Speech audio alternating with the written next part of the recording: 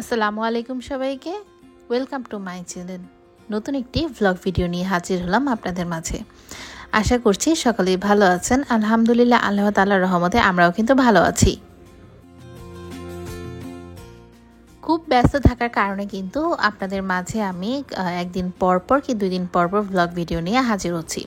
তো রিসেন্ট আমার ভ্লগ ভিডিওতে দেখতে পেরেছেন যে আমার চাচাতো ভাইয়ের কিন্তু কাবিন হবে, যার কারণে ছোট্ট পরিসরে আমরা একটা হলুদের অনুষ্ঠান করেছিলাম, যেটা কিনা আপনাদের সাথে শেয়ার করেছি। যাই হোক, হলুদের প্রোগ্রামটা তো শেষ করেছি বিকালের দিকে, সন্ধ্যার একটু আগ মুহূর্তে। তো এখন হচ্ছে ছেলেকে রেডি করানোর পালা।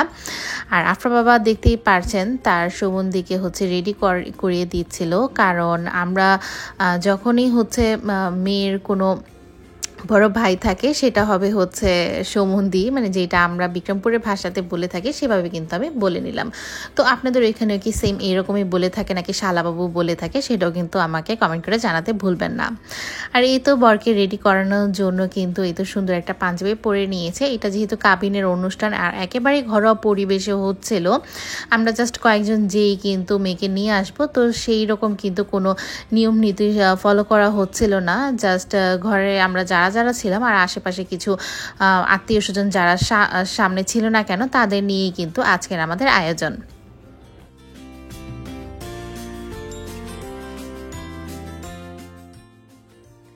তো কাবিনের উদ্দেশ্য করে কিন্তু আমরা যারাই যাব না কেন বরের সাথে, তারা কিন্তু সকলেই বিসমিল্লাহ বলে বের হয়ে গেলাম শুভ একটা কাজের জন্য।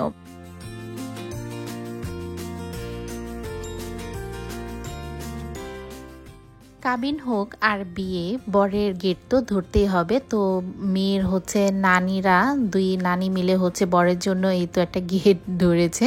তো আসতে দেবে না বলছিল, তাই ফুল দিয়ে হচ্ছে বলছিল যে তোমাকে বরণ করে নিব, প্লাস হচ্ছে আমাদের হচ্ছে টাকা দিতে হবে। তো এই প্রোগ্রাম তো চলতেই থাকে, কারণ যে কোনো বিয়ের অনুষ্ঠানে কিন্তু এরকম নানিরা কিংবা ছোট বোনেরা থাকলে কিন্তু অনেকটাই আনন্দ করে থাকে। যাই হোক, আমাদের মেয়ের হচ্ছে কোনো বড় তেমন বোন ছিল না, যার কারণে হচ্ছে নানিরা এরকম আনন্দ করে নিচ্ছিল। আর দেখতেই পারছেন বরকে কিন্তু সুন্দর করে বরণ করে নিল তারা। এই জিনিসটা আমার কাছে খুব ভালো লেগেছে। কিছুটা শরবত দিয়েছিল খাওয়ার জন্য। তো এই তো বর কিন্তু এখন মেয়ের বাড়িতে এন্ট্রি নেবে।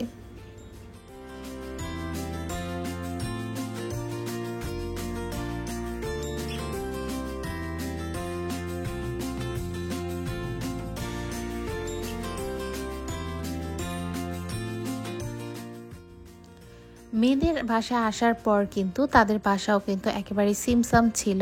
আর যেহেতু এখন আমি বলবো যে নিজস্ব বাসা না, ফ্ল্যাট বাসার মধ্যে কিন্তু যেই রকম করে তারা পেরেছে, হুট করে যেহেতু একটা প্রোগ্রামের আয়োজন করা হয়েছে, তো এখানে হচ্ছে সবাই বসেছিল, প্লাস হচ্ছে তারা হচ্ছে গল্প গুজব করছিল, কারণ ছেলের সাথে কিন্তু ছেলের অনেক বন্ধুরাই গিয়েছিল, যার কারণে কিন্তু এক জায়গাতে গেলে এইরকম কথাবার্তা হতেই থাকে। হুট করে যেহেতু আমাদের সব কিছু আয়োজন করা হয়েছিল, তো এর আগের দিন হচ্ছে মার্কেট থেকে আমাদের কনে আর হচ্ছে নতুন বর যেই হচ্ছে শপিং করে এনেছিল, দেখতেই পারছেন তাদের চয়েস মতে হচ্ছে সব কিছু এনেছে। আর মেয়ের একটাই কথা ছিল যে আমি হচ্ছে কোনো শাড়ি পরবো না, যার কারণে হচ্ছে 3 পিস ওর নিজের পছন্দেই পরেছিল। আর যাবতীয় টুকিটাকি যা যা লাগে আর কি মেয়েদের কসমেটিক, সেগুলো কিন্তু আমরা লাগেজে করে নিয়ে এসেছি, কারণ এটা হচ্ছে নিয়ম। আর নতুন বউকে তো অবশ্যই নতুন জামা পরে আমাদের নিতে হবে। আর মেয়ে কিন্তু এখন একটা নর্মাল একটা জামা পরা ছিল। যাই হোক, এখন হচ্ছে ওকে একটু সাজানোর পালা, কারণ বিয়েতে যদি সবাই একটু না সাজে বা মেয়েরা যদি বিশেষ করে না সাজে, তাহলে কিন্তু তেমন একটা ভালো লাগে না। তো আশেপাশে যারা ছিল আর কি, তাদের হচ্ছে সব কিছু খুলে খুলে দেখাচ্ছিলাম আসলে কি কি কেনাকাটা হয়েছিল। আর আমারও জানা ছিল না আসলে কি কি কেনাকাটা হয়েছিল, কারণ আমিও হঠাৎ করেই কিন্তু গিয়েছি সাভার থেকে ঢাকাতে, অবশ্য বিয়ের উদ্দেশ্য করেই।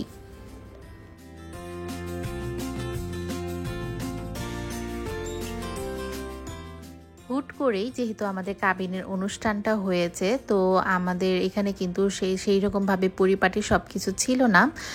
তো দেখতেই পারছেন আমরাই কিন্তু যে মেয়েকে সাজিয়ে দিয়েছি, মানে যতটুকু সম্ভব হয়েছে সেভাবে হচ্ছে সাজিয়ে দিয়েছি। এখন হচ্ছে কনেকে বিয়ে পড়ানোর পালা।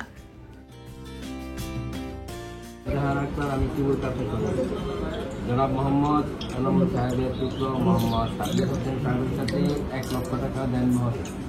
ইসলামী শরীয়ত মতে জনাব মোহাম্মদ হোসেন আলী সাহেবকে আপনি বিয়েতে রাজি এসেছেন।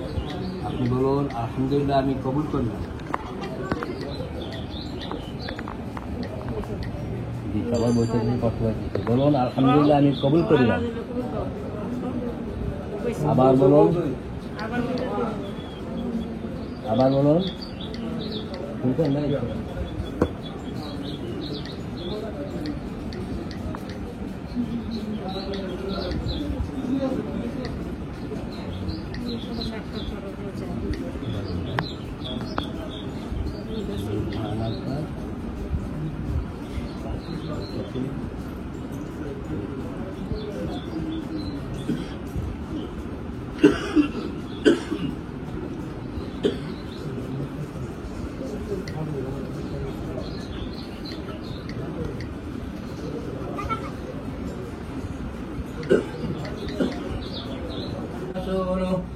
أرسله بالهدى الساعة من يطع الله ورسوله فإنه لا يضر إلا نفسه ولا يضر الله شيئا يا أيها الناس اتقوا ربكم الذي بسم الله الرحمن الرحيم আমি আমার বাচ্চারা যারা ভুল আমি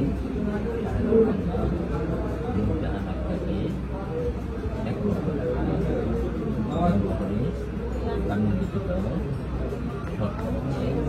এবং ইসলামী শরীয়ত মতে আমি করিয়া আপনার সাথে বিসমিল্লাহির রহমানির রহিম আলহামদুলিল্লাহ, আমি কবুল করেছি। আলহামদুলিল্লাহ, আমি কবুল করলাম, কবুল করি। আল্লাহুম্মা আমিন। আল্লাহুম্মা বিয়ে পড়ানো শেষ হয়েছে, এখন কিন্তু মোনাজাতের পালা। যদিও আমরা অপর ঘর থেকে মোনাজাত ধরেছিলাম, আর দেখতেই পারছেন যে সকলে একটু হাসাহাসি করছিল, যদিও আপনাদের ভাইয়া ভিডিওটা করেছিল। আর আপনারা সকলে কিন্তু আমাদের ভাইয়ের জন্য প্লাস ভাইয়ের বউর জন্য, ভাবির জন্য দোয়া করবেন যাতে ওদের নতুন দাম্পত্য জীবন সুখের হয়।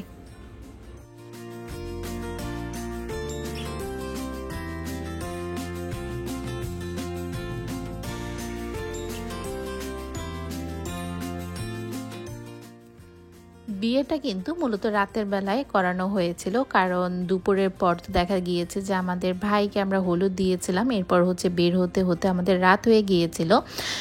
আর সপ্তাহের মাঝে যেহেতু আমাদের বিয়ের অনুষ্ঠানটা ছিল, সেই জন্য কিন্তু রাতের বেলাতেই সবার দোকানটা বন্ধ করে দেখা যায় যে সবাই কিন্তু এখানে উপস্থিত ছিল। সবাই আমি বলবো না, যারা আশেপাশে ছিল সেই রকম আত্মীয় স্বজনরাই কিন্তু আমাদের সাথে ছিল।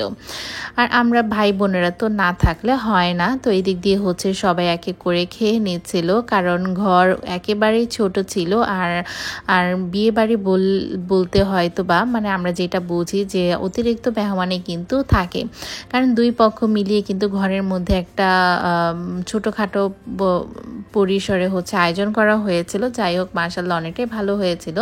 তো এটা বরের ডালা ছিল, তো সেখানে বরের বন্ধুরা প্লাস আফরার বাবা মানে সকলেই একত্র করে বসেছে, তারা মজা করে খাচ্ছিল। আর বরের ডালাটা স্পেশাল ভাবে হয়েছিল, এখানে কিন্তু হরেক রকমের খাবারই ছিল।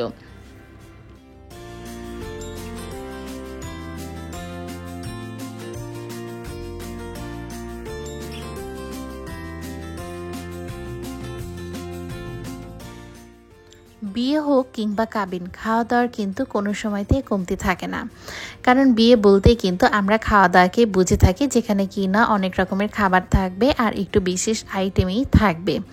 তো আজকের খাবারগুলো কিন্তু অনেকটাই মজাদার আর সুস্বাদু ছিল আমি বলবো।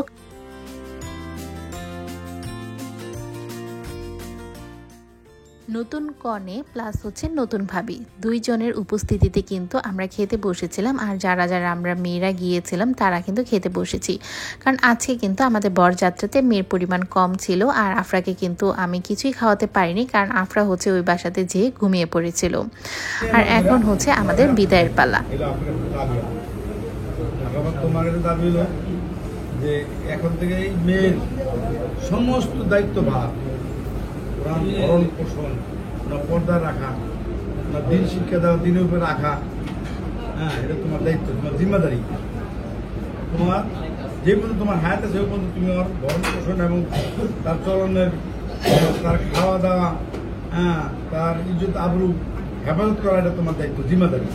এখন তো তুমি এরা শেয়ার করলা দেবো, হ্যাঁ, তুমি তাকে কোনো কষ্ট দিবে না, এটা আমার দায়িত্ব। আর তোমারও বলতেছি বোনে, এখন থেকে তোমার মাকে উঠাই দিলাম, এখন তুমি মনে করবে যে এই তোমার মরণ, তোমার বাঁচন পর্যন্ত তোমার সঙ্গের সাথী, তোমার সঙ্গের সাথী। একে তুমি জীবনে কোনো কষ্ট দেওয়ার চেষ্টা করবে না, ঠিক আছে? আর কি থাকবো, সর্বশেষ বিদায়ের শেষ সময় হচ্ছে এইরকম করে একটা নিয়ম, যেটা কিনা আমার কাছে বেশ ভালো লেগেছে। যদিও এইটা হচ্ছে আমাদের বিক্রমপুরের নিয়ম, মানে চাল ডাল হয়তো বা মুড়ি এরকম করে কিছু ফালাতে হয়, কিন্তু আমার সময় হচ্ছে এই নিয়মগুলো করা হয়নি। তো অনেকদিন পর হচ্ছে এই নিয়মটা দেখলাম। আর এই তো নতুন বউকে নিয়ে কিন্তু আমাদের বাসায় চলে এসে পড়েছি। এখন হচ্ছে মিষ্টি খাওয়ানোর পালা, কারণ নতুন বউর এন্ট্রি মানেই কিন্তু মুখে মিষ্টি কিছু দেওয়া। তো চিনি হোক কিংবা মিষ্টি, এগুলো কিন্তু দিতে হয় নতুন বউকে আনার পরে। তো প্রথমে হচ্ছে আম্মু মিষ্টি খাইয়ে দিয়েছিল, আর হচ্ছে এক এক করে সকলেই হচ্ছে এখন মিষ্টি খাইয়ে দিবে।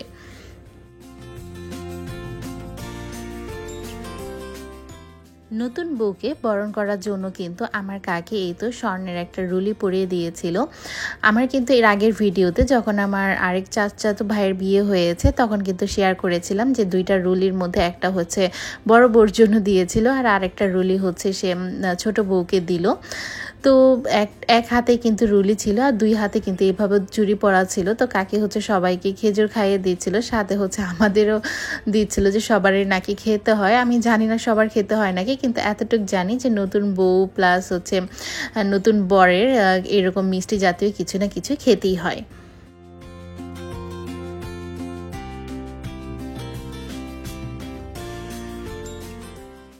এমনিতে কিন্তু আমাদের রাতের বেলা অনুষ্ঠানটা হওয়ার ফলে অনেকটাই লেট হয়ে গিয়েছিল বাসায় আসতে আসতে।